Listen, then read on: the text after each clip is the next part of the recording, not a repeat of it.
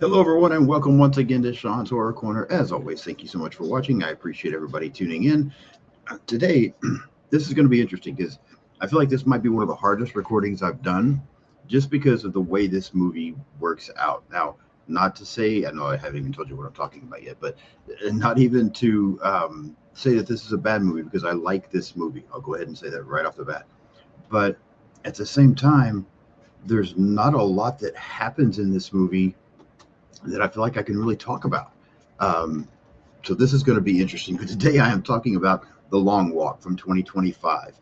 This is one that when it came out, I remember seeing a trailer in the theaters. I'd gone to see other stuff. I saw, trailers, and I'm like, this looks interesting. I wasn't 100% sure. I've read a lot of Stephen King stuff, but I had never read this one.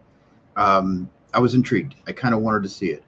But when it did hit theaters, there was other stuff that I was watching, and I just never made it to see this one. So once it popped up and it was out there streaming somewhere, I watched it, and yeah, I was impressed. I was like, that's a good movie. Um, I decided recently, because I've talked about how I do my reviews, a lot of my reviews, especially the stuff that I do solo, like this one. I have a list of hundreds of horror movies, and I just copy this list into a website that will randomly create an order, and whatever it pulls up, that's what I talk about. Well, The Long Walk is what pulled up. And so I went back and I watched it again, and I'm taking my notes a few days ago to get ready to do this episode. And I was just like, I don't know how to talk about this movie. So this is going to be a challenge for me. Hopefully, this episode will still be good. You'll enjoy it. If you've seen this movie, please let me know in the comments what you think about this one as well, because I am always interested to know what other people think. I feel like most people that I've talked to about this film really enjoy it. So let me know what you think about this one for sure. All right, let me put on my glasses so I can read what few notes I have, and we'll talk about The Long Walk. Tagline for the film: the task is simple: walk or die. Brief synopsis for this movie: in a dystopian 1970s America, 50 teenage boys take part in a deadly annual walking contest, forced to maintain a minimum pace or be executed until only one survivor remains. Film was released September 12th of 2025, directed by Francis Lawrence, distributed by Lionsgate, runtime of 108 minutes, $20 million budget, $63.1 million at the box office. Cast for this film: Cooper Hoffman, David, I'm not sure how you say his last name. Looks like Johnson, but I have a feeling there's something more to it than that. Garrett Waring, Charlie Plummer, Mark Hamill, and Judy Greer. Let me stop there for a moment and talk about the cast and the characters. Uh, Cast wise, I think everyone does an outstanding job in this film. The performances are incredible. I really nothing negative to say about these. I felt like everyone did an excellent job with what they were given. And again, when you consider that this movie, for the most part, is just a bunch of guys walking, you would think, well, that's not that hard to do. But I think during this movie, and this is part of what makes it hard to talk about, a lot of this film is getting to know these characters as they're walking, and different reasons as to why they're participating in this walk, and the relationships that they form with each other, good and bad. And then as they get further and further into the walk, the effect that it's having on each one of them physically, mentally, all types of things. And so it's hard to really go into a lot of detail when you talk, or when I talk about a movie. I'm talking about the kills that happen, uh, talking about really cool scenes that I like, that kind of thing. And this film, the scenes are all very similar. We do get some kills, obviously, and we'll get into some of those. But again, so much of this is just getting to know these characters and watching the effect that this event is having on these characters. And I mean, there's a lot of characters. Now, we don't really get that much detail with all of them, but I don't know. It's just kind of hard to break this down and talk about it, in my opinion. But again, um, performances are incredible. I think everyone does a great job. As far as the likability of the characters, I think our primary two guys that we get in this, that we end up being the most attached to, I guess, for lack of a better term, um, which is primarily, let's see, Ray and Peter. Uh, I think we find ourselves getting to like both of them. There's others that are kind of hit and miss. We like some things about them, but um, there's also one in particular and a couple of others that maybe we don't. But again, this is movie. The primary characters are Ray and Peter. I do think that uh, we do come to like both of them. And as we get into the film and we get to the finale, we'll talk about my thoughts even more probably on that. But yeah, again, performances are great, characters are good. As far as the story, I think it's incredibly interesting. There's no chance in hell that I would survive doing this walk. I'm just letting you know right now. I would be one of the ones that got executed. But I do like this story. I've never, like I said, read this Stephen King book. Um, I wonder what reading this one would be like. I might would like to give it a shot at some point because I do like Stephen King. Um, Score sufficient, does what it needs to do. Nothing really jumps out to me about it.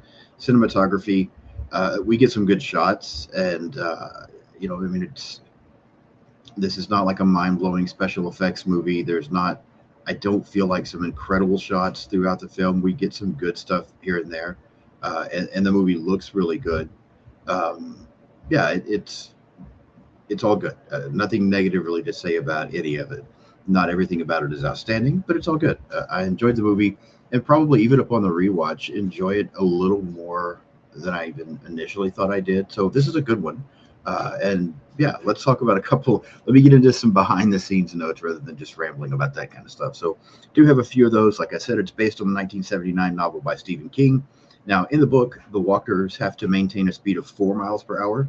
King requested that be changed for the film to 3 miles per hour, feeling that the 4 miles was too unrealistic that he had in the book.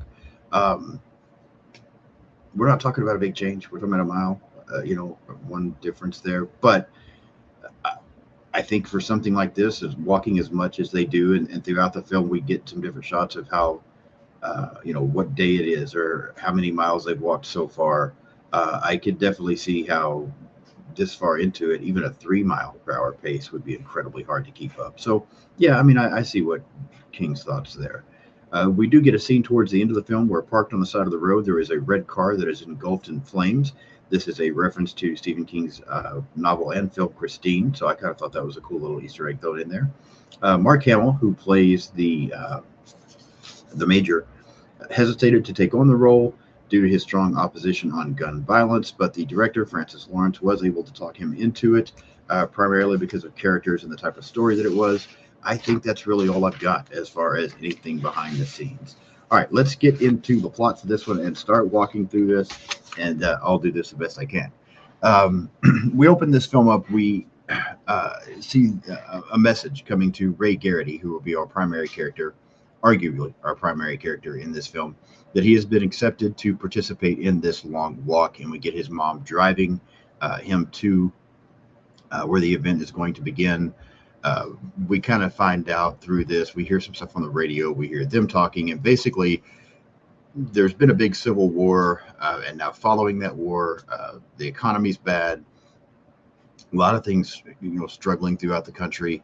And so the military now hosts this annual event where they get one guy from each state, one teenage boy basically from each state, to come participate in this long walk where they walk hundreds of miles, are surrounded by military. If they stop or slow down below 3 miles per hour, they get three warnings. And if they haven't picked it back up by then, they are executed. They're also not allowed to step off the road. We're just kind of getting the rules of this game. We also find out that his mom doesn't really want him to go, but Ray insists, says it's his decision. Um, and we also find out that whoever wins, the last one standing, will receive a cash prize as well as get one wish granted. And the hopes is for this to kind of like kick patriotism back in, get everybody more excited about the country, and um, dare I say, make America great again. Yeah, we'll just throw that out there. All right, so let me talk about the opening for this film real quick. Um, Again, primarily, we're just getting the rules of the event. We're getting our introduction to Ray, his mother, played by Judy Greer. It's fine. There's nothing, again, that's mind blowing about this. There's nothing amazing, but it's good. It's setting the rules. We're meeting a character, our primary character. Everything's fine. Opening of this film, sufficient, really, is all I know to say there.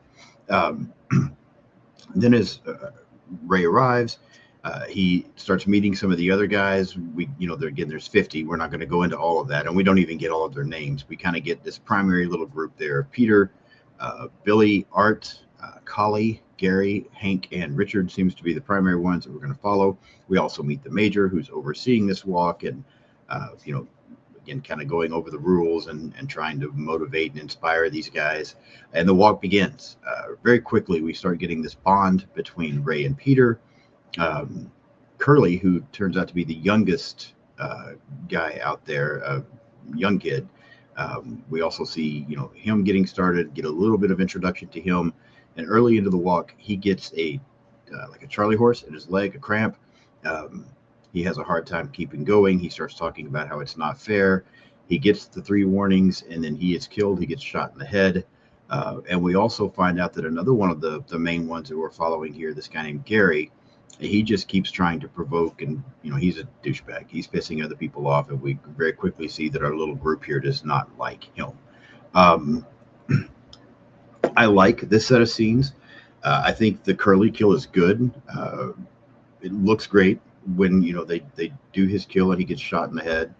We also see the emotion behind it. We see where as they're getting this first kill, as the first one of them is being executed, how much reality starts to set in for the group, and they the stakes become even more clear, even though they all know going into it. But like I said, it gets real now, right? And so I think this is a good kill. I think it's done in a way where you also you feel for Curly right off the bat, like you hate to see this happen, even though we're not that, we've barely gotten much with his character, but we've got just enough. We know he's this young boy. We know he's struggling, and it hits you. You're like, damn, okay, this is going to be rough. So, I like this set of scenes. I think it's good here. Again, I've talked briefly about Gary, and I think you just become where you hate him more and more throughout the film, just for the things he says, the way he acts, the way he pushes other people. And he's just, like I said, he's, other than the major, he's the biggest douche in the film, maybe even worse than the major, to be honest with you, in some ways. But yeah, on board here. We also see Gary, as I said, he's provoking another kid, this guy named Rank, I think is what they're calling him. He keeps pushing him and talking about Rank's mother. He actually ends up provoking Rank to attack him. And as soon as he attacks, then the military ends up killing him, because you're not allowed to attack each other as well. So Rank gets killed, and it's Gary's fault. This really seems to piss off the group. They're basically now calling Rank a murderer, or excuse me, Gary a murderer, because it's his fault. He doesn't seem to like that. He says that's not what he was trying to do, and so he's going further over the edge. Of the group is becoming to like him more and more. And then over the next several miles, we just get more. We see more of the guys walking that we never really got introduced to, that we don't have any backstory on, they're not primary characters. So we see more of them getting killed throughout this event. We also see the effect that it's having. So not just the walk itself, walking all these miles, having to maintain this pace, but also the people around them being killed. We see it continuing to wear on our group, our primary group that we're following. We start to get through some of this, is like we're getting backstories on some of these guys as they're walking. They're talking about what they're there. A conversation comes up where they're discussing what they would do with their wish. Pete, he's just wanting to use his wish to improve the world. And then we find out that Ray has an issue with the major, and we get a flashback a little bit later into the film, not too much later, I don't think. But so Ray's father apparently was killed by the major due to some political differences, and Ray basically states that he wants to use his wish to be given a rifle so that he can shoot the major as vengeance for his father being executed. About a little over 200 miles into the walk, Hank, who is kind of one of our main guys that we tend to like for the most part, a little funny at times. He ends up kind of going crazy as everything's getting to him, both physically and mentally. He ends up attacking one of the guards before he is killed. This one also, I think, is a good kill. It's a rough kill because this is the first character killed that I think we've really started to develop an attachment to. And it's done very well in that they try to make an example out of Hank. So because he ends up attacking the guards, they don't just shoot him in the head and kill him quickly. He's more shot and left to suffer and bleed out and things for a little bit. Again, just making an example of him that this is what's going to happen if you try to do these type of things. So through all of these scenes that I've just been talking about, through Hank's kill, through the backstories that we're learning, through the wishes, through just these different things that are happening.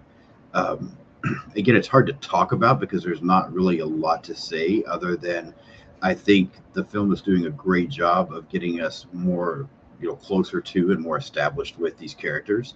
Uh, I like this scene. I mean, not that I wanted Hank to get killed, but I like this scene because I think it's a powerful scene. I think it's an emotional scene. I think you not only do you feel for Hank and feel bad for him and what's happened with him, but you're also seeing the effect that it has on, again, the other walkers. And so, yeah, I like what we're getting. The character development in this film is fantastic. The emotional, the way it brings you in emotionally and ties you to these characters is fantastic. And this movie hits you in the feels. It makes you feel bad for these characters and struggle a little bit, and at times is uncomfortable. I don't think this is really a horror film per se when it comes to like your basic horror movies, what you typically look for, but it is a unsettling, uncomfortable movie just with the way it's done, and that's what I appreciate about how this film does things. It does a good job of that. Um, as we continue along, we get to a scene where, as a lot of the guys are getting killed off now, and the number is really dropped and decreased. We get to a scene where Ray sees his mom. She's standing over on the side of the road, trying to cheer him on. Ray's really starting to get affected mentally now as well. He starts apologizing to her, his mom, for being out involved in this, and he almost steps off the road to run to her before Pete kind of keeps him from doing it. So basically, Pete, saves him because Ray's about to be killed if he takes another step. Uh, Another one of the characters in Collie, another one that we've gotten to know a little bit. He also kind of finally snaps. He ends up grabbing a gun from one of the military guys and kills them before he is shot. But again, because he's attacked someone, they don't like immediately shoot him in the head, right? He gets just basically wounded and left to die. But then we see him use a gun to go ahead and kill himself, to take himself out. So again, powerful scene, emotional scene, as we continue to watch these guys that we're starting to develop an attachment to get killed off and feel for them and what they're going through along the way.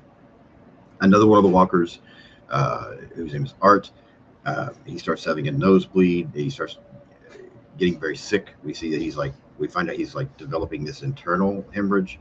He ends up just giving up and eventually is shot. Each one of these deaths seems to start being affecting Ray and Peter even more as they're kind of bonding with these people and becoming friends along the way. So again, another powerful scene. Another one of the guys, Billy, um, he reveals that he's the illegitimate son of the major, and finally says that he would use his wish to be able to come back home. Gary, again, the one that is, has been causing so much trouble. He also is beginning to struggle now even more. He's starting to feel guilty about the way he's acted and the things that he has done. He ends up having this mental breakdown and like just stop and stabs himself in the throat, like kills himself. And even though this is a character that we don't like in this film because of the way he's done everything, even this, like when you see him snap and end up killing himself, I think you even feel for him just a little bit. So again, this film does a great job of making you feel for each one of these characters. Um, Billy, who I already mentioned, talked about he's the illegitimate son of the major. He also can't take it anymore. He ends up giving up. He just stops and quits walking. And after his warnings, is shot and killed. And then we are down to Ray and Pete. We've only got two guys left. Our primary two characters are all that's left in this. We kind of see as they're trying to, hang in there to the end, both of them trying to encourage the other one. About the 330-mile mark of this walk, they enter into the city, and as people know it's winding down, there's this large crowd that's gathered to watch them finish this up.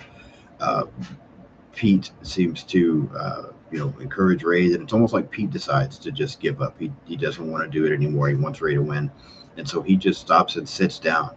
But right before he's executed, Ray picks him up and keeps him going. And then immediately, once Ray gets Pete to keep going, then Ray stops. And Pete doesn't even realize that he stopped, and the Major ends up executing Ray. And so Pete is the winner.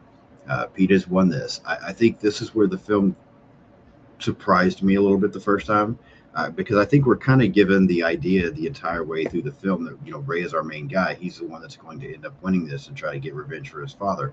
So for the last minute kind of plot twist there, that Ray is the one that gives up and gets killed, and Pete is the winner.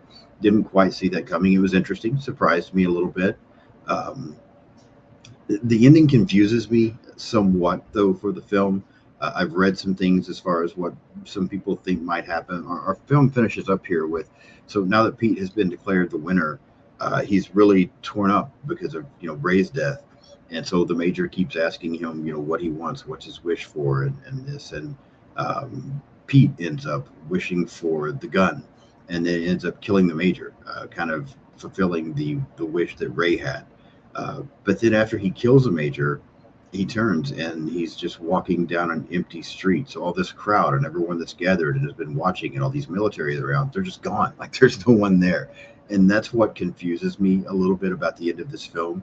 I've heard some people say that they believe that actually Ray didn't get Pete back up, that Ray was, excuse me, yeah, that Ray didn't get Pete back up, or that Pete was executed. And that's just what he's dead and just wandering now, the spirit just wandering alone by itself, walking. um Maybe that's what happened. Maybe after, I also read that once he kills the Major, then he is killed. And that's what we see is him just his ghost, his spirit, whatever you want to say, just continuing to walk now alone. Not sure. I like the twist that we get, like I said, where Pete is the one that wins instead of Ray. I don't mind open-ended endings, I guess is how I want to say that, where we don't know exactly what happens. I don't think we always have to know. But on this one, just was confused a little bit. But yeah, that's The Long Walk. Um, Again, kind of hard to discuss because so much of this film is character development and emotional moments. Uh, Overall, I think this is a good movie. I don't really have anything other than not being a huge fan of the ending of the film. I don't really have anything to complain about in this film. It's good.